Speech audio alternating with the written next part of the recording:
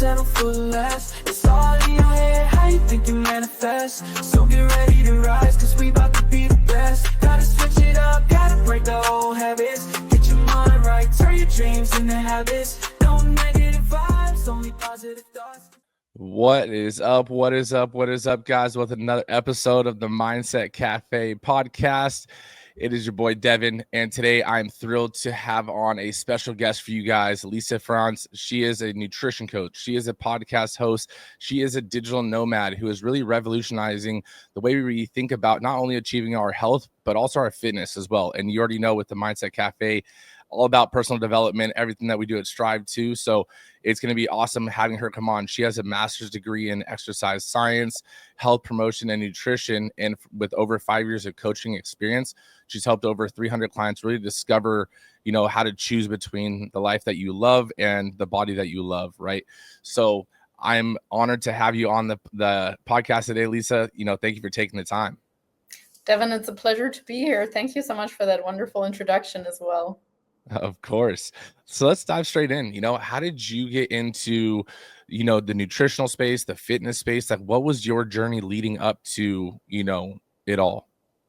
Well, to be honest, it came out of personal struggles as well. So I was in the same boat that many people are in. I tried so many different diets because I thought otherwise I would just not be able to have the body that I wanted. So I was essentially doing paleo, keto, low carb, vegan, whatever. And I just always felt restricted, especially with the lifestyle that I wanted to lead, which was traveling and being social and so on. And after a while, I was just super, super frustrated.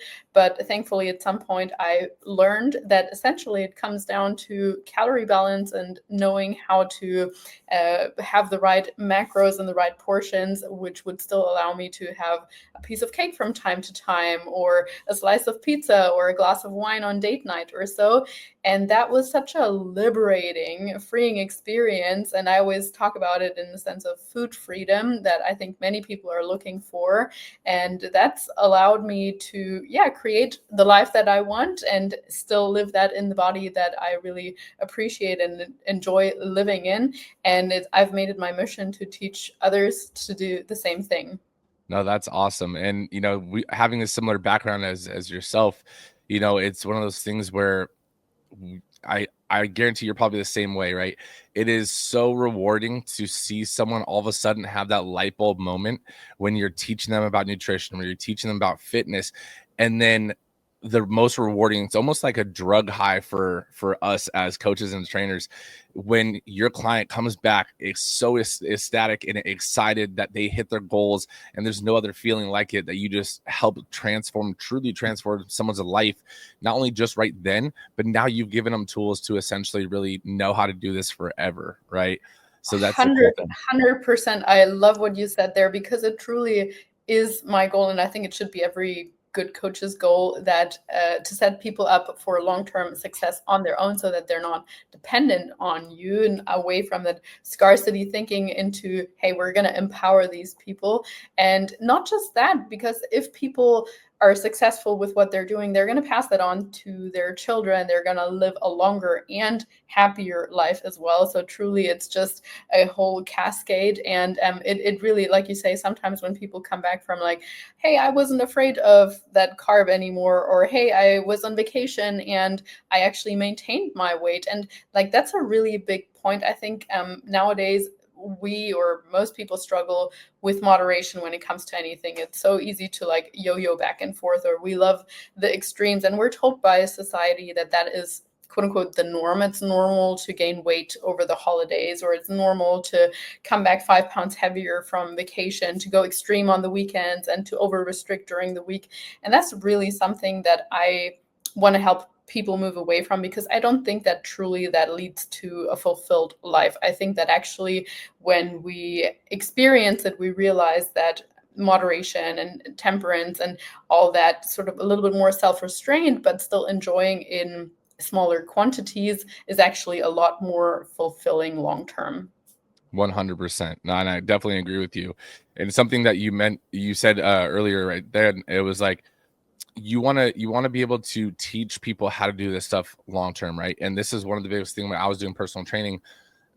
I would tell clients like, within 8 weeks, 12 weeks, whatever the case was for that person, like you'll learn and you'll achieve majority of the goals, right? But you also learn how to keep going and achieve them. So my goal isn't to keep signing you up on packages, and obviously you do have those clients that wanted to stick with you, they like the accountability and so forth.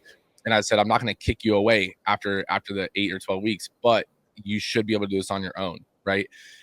And that's where some coaches need to kind of get that right in their own head. Like, you're not doing this to lead a client on to think they need you forever.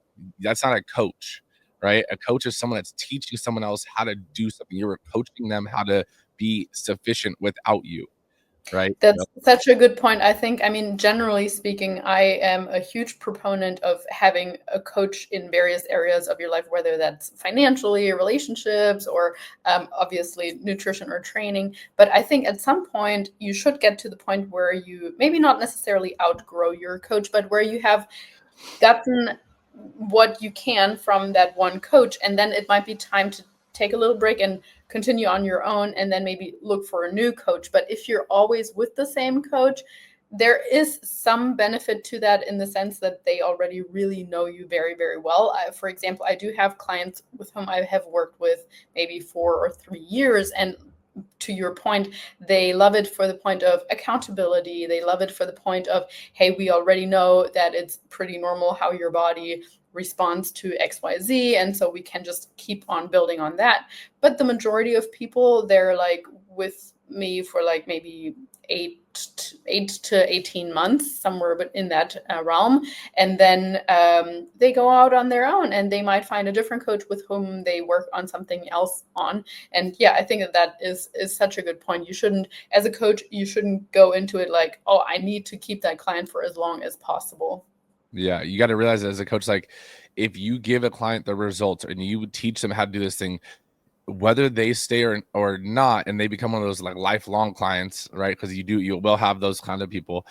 But if your goal is to keep all those clients lifelong, then you have it wrong. But if you're giving people the things that they need in the time frame that you say they're going to do it, they're going to tell other people. Like you're still going to be busy. So having that scarcity mindset of, is there going to be another client, is really only limiting you, because now you're going to end up having 2 clients that want to replace that one client, and then 4 to replace those 2, and so forth, right? And you just got to make sure that you shift that mindset a little bit as a coach. I love that you're saying that, but I want to really dive into some of the stuff that you teach, right? So the nutrition and everything, right? Can you explain a little bit nutritional periodization and why it's so important for maintaining hormone and metabolic health? Yeah, absolutely. I think that's a big term, as you noted as well. And what it essentially means is actually like having a plan for after the plan. And what I mean by that is, most people say, I want to lose weight, or I want to gain muscle. And maybe they go a step further and they even have a particular number in mind, or they might say, I want to look more defined, or whatever it might be. Sure.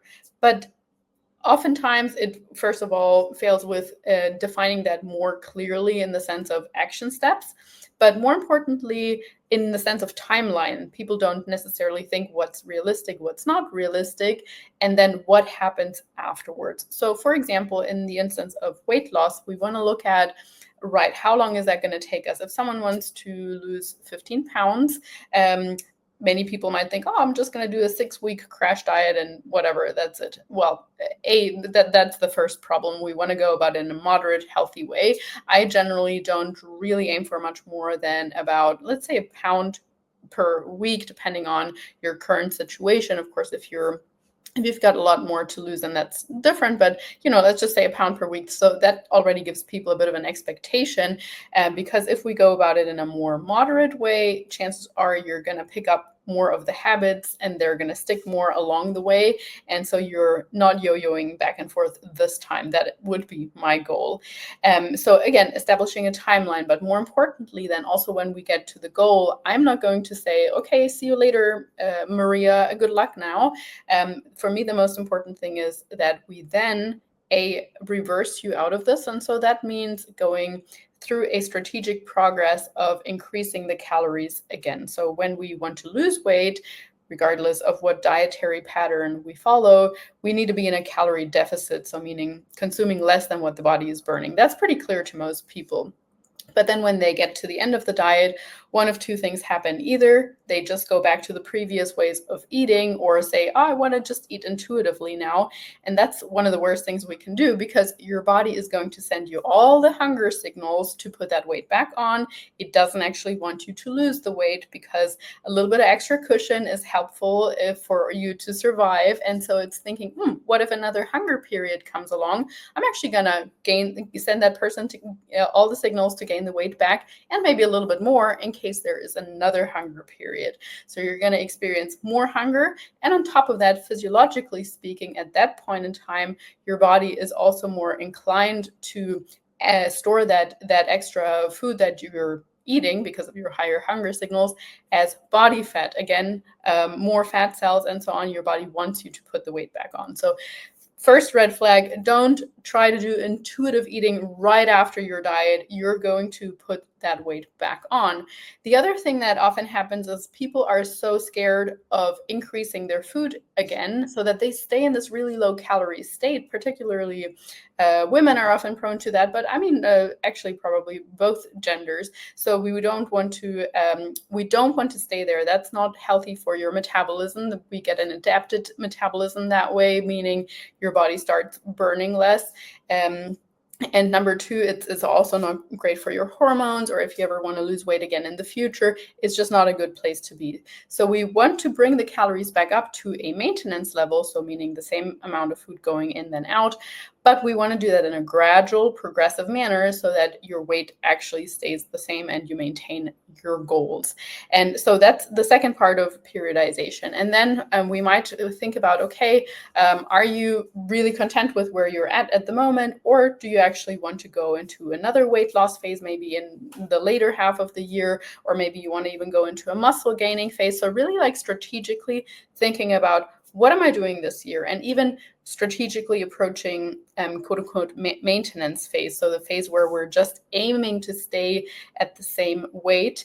And that's actually some of the most undervalued phases of the periodization, because most people just think that I just do that naturally. But like, to be honest, the majority of people struggle with that. Their weight just yo-yos all over the place. As I was just saying, it's totally acceptable to have like 5 pounds here more, and then over restrict again, go on your juice diet or so, dropping the weight again and up. So actually practicing maintenance is a really, really challenging skill for some, and that can be one of the most helpful times to have a coach during that phase in time. So yes, that's what we mean by nutritional periodization, and the same can go for a muscle gaining phase. So if someone says, I want to build a bigger booty, or I want to have a more defined chest or so, that can and should also be done in a strategic way, where we don't just say like, I'm going to eat a ton more and then you pile on more fat as well.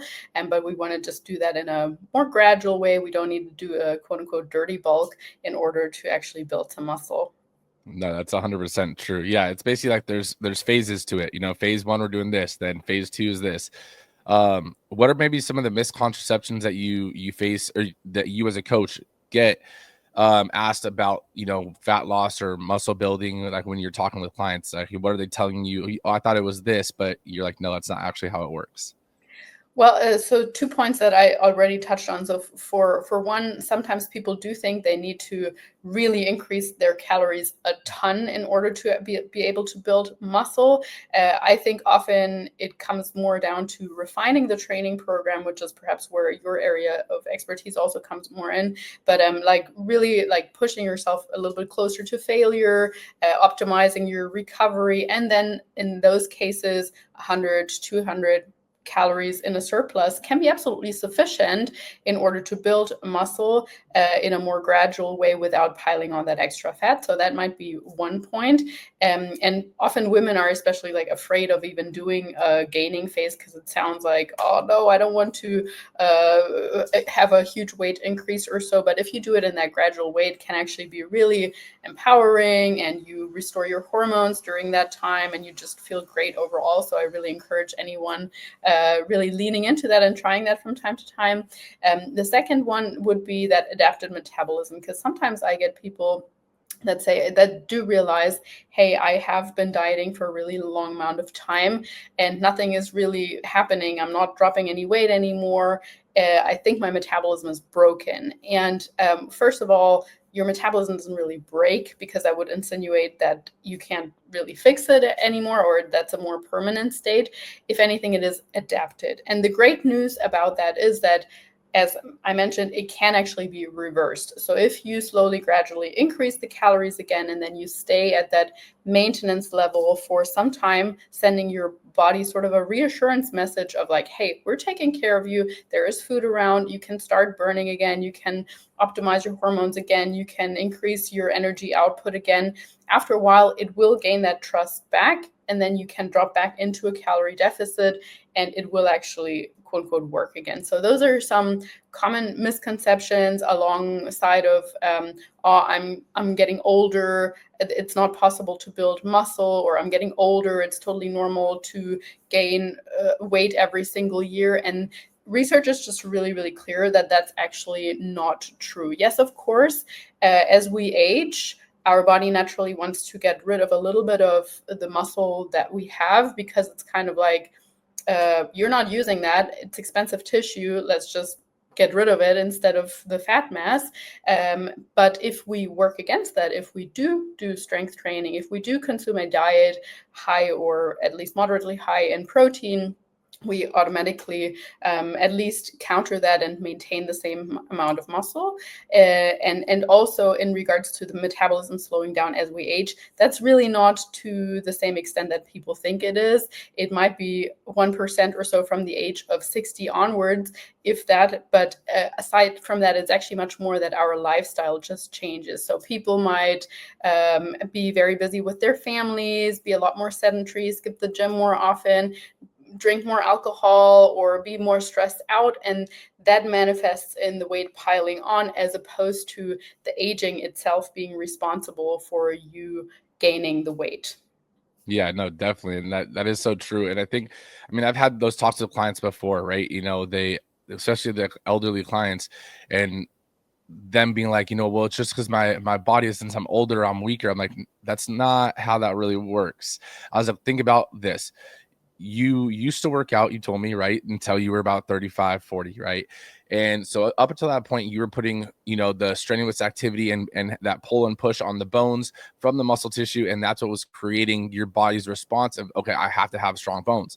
Then you gave up pretty much working out and you started having a more sedentary lifestyle. But now the muscles weren't being as used. So the body started getting rid of them, like you just said. And then now, okay, the bones are like, well, I don't have as much muscle pulling and pushing on me, so I don't need to be as strong, right? And I was like, it's all a chain linked thing. And the same thing goes for the nutrition. And I do want to point out something that you kind of talked about earlier and then brought it up a little bit as well.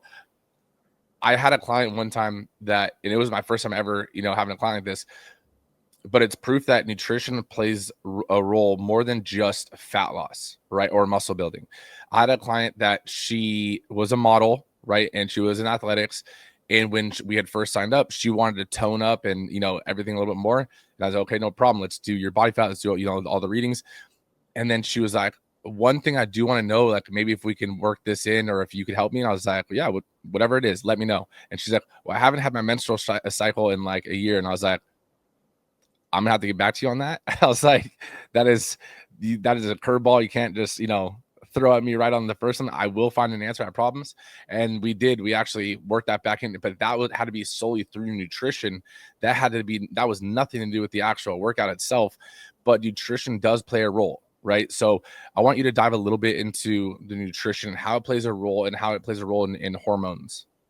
100%. I love that you bring up this topic. This is such a topic near and dear to my heart. And I think even as women, we're often not aware of how much nutrition affects the menstrual cycle. But what I want to start off with on that point is that sometimes people are not so clear on their goals. So you mentioned she was a model, she was probably very lean, low body fat percentage, and then maybe she wanted to perform really well in her training also. And I often refer to something called or what I call the triangle of awareness. I learned this from the Nutritional Coaching Institute, so shout out to Jason Phillips. But anyway, so that basically says that if we picture a triangle and one of the corners stands for performance, another corner stands for aesthetics, and another corner stands for health. Most people, they kind of want everything. They just say, I want to look great, I want to perform amazingly, and I want to be as healthy as possible. The truth is, if we want to achieve optimal results in either one of those three corners, it's going to take a little bit away from the other one. Mm-hmm. So even though we sometimes look at athletes and we think, oh, wow, they look really healthy, they perform really well, like they seem to just have it all. The truth is most high performance athletes are probably not as healthy as they could be because they're pushing their bodies too hard. They might also not be as lean as they could be, unless they're a bodybuilder or whatever. But they might not be like the optimal when it comes to their aesthetics because they're just focusing on performance. And so if we are realistic about this triangle, we need to realize, okay, what is my main objective? And if I'm happy to just be like a little bit more in the middle of everything, yes, we can have everything. But this lady that you were alluding to, she was clearly more on the side of aesthetics. And so that took away a little bit from her health triangle side. Mm-hmm. And meaning if we are too lean, that goes back to that whole safety thing where I was saying your body just really, its main function is to keep you alive. And so if it thinks, hey, there's not enough energy around, I'm just focused on getting you to survive day by day, I'm not going to put any additional energy into your reproductive system because you are barely keeping yourself alive. How would you ever be able to keep another human alive as well? We're not going to do that. And so automatically when we get to a certain body fat percentage as women, it's very likely that our menstrual cycle suffers. It's not always the case. Not all bikini competitors or models or whatever lose their cycle, but it is a possibility, a reasonably high possibility at that. And even men, as they get to a very, very low body fat percentage, they will have lower testosterone levels, their libido will be lower, all these kind of things that point towards reproduction are going to be suffering a little bit from that low body fat percentage. So as you mentioned, like one of the easiest, quote unquote, easiest things we can do is just give the body more energy so that gets that safety signal right away, where we increase the calories and we just have that conversation with the client. Hey, if you really want to be healthy, let's say this lady, maybe she wanted to get pregnant within the next 3 to 5 years or so. If that is the case, we do need to add a little bit of body fat to your body, even if it's just a couple percent, that might be 3 to 5 pounds or so. You're still going to look amazing. In fact, you might actually look a little bit more defined, a little bit rounder, more curves, whatever, but in a good way. So we're going to bring up your calories, ideally also through higher healthy fats, because fats are directly involved in hormone production. And that way you are more likely to have a more regular cycle. And our cycle really as a woman, it's kind of a report card for our health. So meaning we can tell by how regular or not regular it is if your body is in a good state when it comes to longevity type of thing. And I mean, training does play a little bit of a role. And for example, sometimes women lose their cycle, not necessarily just because their calories are low, but also because they're on a really, really high stress load overall. So again, going back to the safety signal, if the body thinks, okay, maybe enough food is around, but you're so stressed out by your work, by your partner, by this and this and this and that, and your training is just another stressor because you're doing all this HIIT all the time, it might also not have a regular cycle. And so we could regulate the training a little bit by maybe moving away a bit from the high stress training into more of a training type that's not as stressful for the central nervous system. So perhaps less compound lifts and more isolation lifts. perhaps less high intensity interval training and a little bit more slow, steady state endurance training. Those are just some possible methods. That's not a one size fits all. But yeah, certainly training, sleep, all these things can also help us establish a regular cycle again.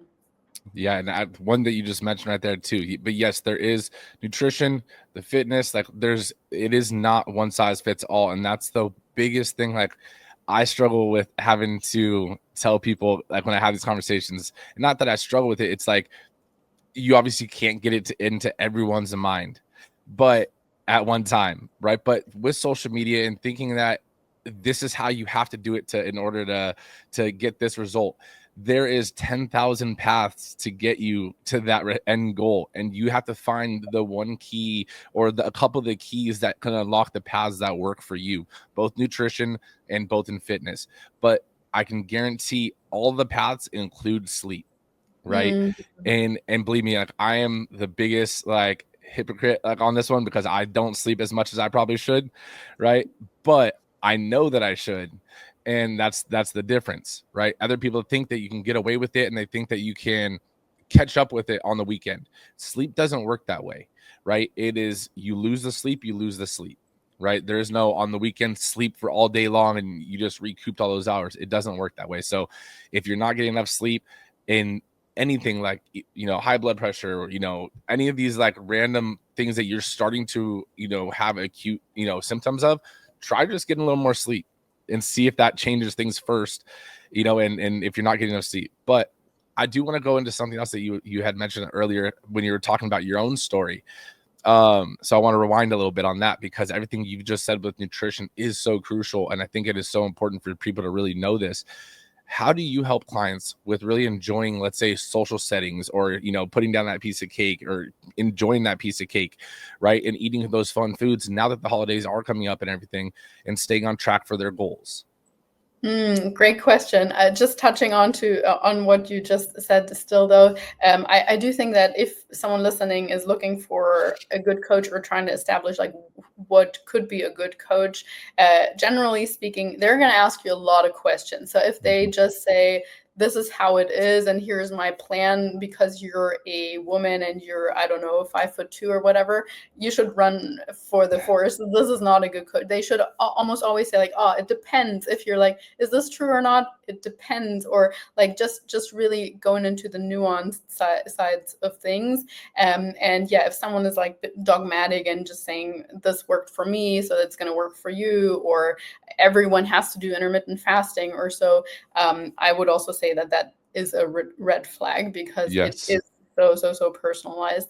But yeah, great question in regards to how do we fit fun foods in. So I think first of all, it comes down to expectations. Of course, if someone is at the very last stretch of a dieting phase and they want to get rid of those last 2-3 pounds, we do need to be a little bit more dialed in and accurate, and we probably can't or shouldn't eat out 2-3 times per week. It's just not as conducive to your health. So if you are heading into the holidays thinking it's going to be realistic to lose 2 pounds per week, I would kind of rethink that, how you're going to approach the holidays. But if we're just assuming we are wanting to maintain results, we are wanting to just get out of the holidays without having that extra weight piled on, it often comes down to, number one, planning. So thinking about what is this particular day going to look like. If you are anticipating a larger meal in the evening, let's say you might have a friends get together for Christmas, don't just eat the same things in the morning and at lunchtime that you normally would with a smaller dinner, because obviously that's going to put you into a calorie surplus over your budget for the day. So we kind of need to think about all our food and our nutrition the same way we would with a financial budget. If we know we have a certain amount for a month, and you know you have a bigger expense coming up towards the end of the month, you need to be a little bit more cautious earlier on in the month. So that doesn't mean you need to not eat anything for the entire day. It more means that, okay, let's focus our meals earlier on in the day on protein, maybe some fiber, so vegetables, a little bit of fruit, so that you get to that social setting in a satiated state or somewhat satiated, and you're not inclined to eat everything that's on the table. But yeah, allowing for a big enough budget and thinking about ahead of time, am I going to have some alcohol? Yes or no? If so, how much am I going to allot for this? Do I want to share an appetizer or not? Does that mean I still have room for dessert or not? So it often fails with the planning aspect because we just like, oh, I'm going to eat whatever I feel like in the moment. Well, in the moment, chances are you're going to feel like eating everything because everyone else is eating everything. But the truth is, if we eat like everyone else, we're going to look like everyone else. And the norm, unfortunately, is to be overweight, to be unhappy and unhealthy in your body. So I would say starting with the planning aspect is the first point. And even though this sounded really probably super time intensive and a little bit like, oh, I don't want to overthink everything, over the course of time, this is going to almost feel like natural to you, so that you kind of just adjust your day ahead. And when it comes to other things like your vacation or longer periods of time where you might be traveling, for instance, I travel quite a lot. Just generally speaking, if we stick with sort of an 80-20 rule where we think about 80% of the time, I still really want to have whole foods. So vegetables, fruit, meat, fish, nuts, seeds, those kind of things, unprocessed as possible. And 20% of the time, I'm going to allow myself to enjoy myself. That's a really good rule of thumb. So if you're on vacation and might be, 2-week vacation or so, and you're at an Airbnb, maybe you can prepare your own lunch and have just a protein shake and maybe some fruit for breakfast, and then enjoying yourself in the evening, again, in a more moderate way. But I often also think, like, to the theme here of this podcast, how we approach that matters so much. So let's not make everything about the food. Yes, there's going to be food present, and yet, yes, you might be excited about a certain item of food. But if you just focus more on the experience, on the conversation, on, hey, I'm going to pause a little bit, I'm going to slow down, I don't need to shove this in, it's still going to be there in half an hour, I might still be able to eat the same food next week as well. It's not like we're in a food scarcity environment. So just eating more mindfully, that can really, really help us moderate the quantity as well. No, that's so awesome. That is so true. Your goals are only really going to be affected if you're not prepared, right? Preparation is key. And it's not like you need to sit there and overthink everything, but just as you have to realize that as you do things, like you said, it gets easier. These tasks that seem so tedious right now become habits. And your habits, like brushing your teeth, isn't that tedious because you do it every single day, right? It's just natural, right? So I think it's so awesome. Now, I do want to, before we wrap up, I'd like to ask this question. On Lisa's legacy wall, you get to leave one lasting message, right? And the message could be anything. It doesn't have to be about nutrition or fitness, but about your personal journey in both coaching, entrepreneurship, or in fitness and nutrition. What would be the lasting message that you leave for the up and coming generations? That's a loaded question. I love it though. I would say my advice would be, or my wish would be, for everyone to craft their life and live their life intentionally.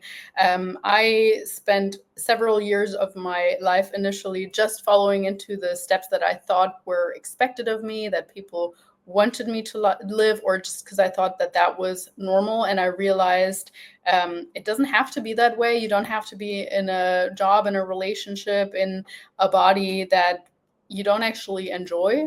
You can change everything the way that you want it to be. But you need to take the action on it. No one else is going to come and do that for you. And I think that would be my one wish for everyone listening, that they can truly say at the end of their life, I lived my life intentionally. That is awesome. That is a great message on the legacy wall. Where can people connect with you and learn about what you got going on? Well, Devan, thank you so much for having me on. It truly was a great conversation. And I am to be found basically anywhere under the name Nutrition Coaching and Life. That's the name of my company. So I'm most active on Instagram, Nutrition Coaching and Life, YouTube as well. My podcast is the Nutrition and Life podcast, and the website is also Nutrition Coaching and Life. And guys, that will all be in the show notes. So make sure you guys check out what Lisa has going on. She is crazy knowledgeable, as you've seen and heard, in nutrition. So if you do need help with any of that, please reach out to her. And Lisa, I just want to take a time again and say thank you so much for, spending your time and coming on and dropping some knowledge for the Mindset Cafe. My pleasure. All right, guys. Well, we appreciate you guys. We love you guys. Make sure you guys share this episode with a friend. But until next time. No negative vibes, only positive thoughts. Cause in the game of life, mindset causes stress. Got my mind on the prize, I can't be distracted. I stay on my grind, no time to be slacking.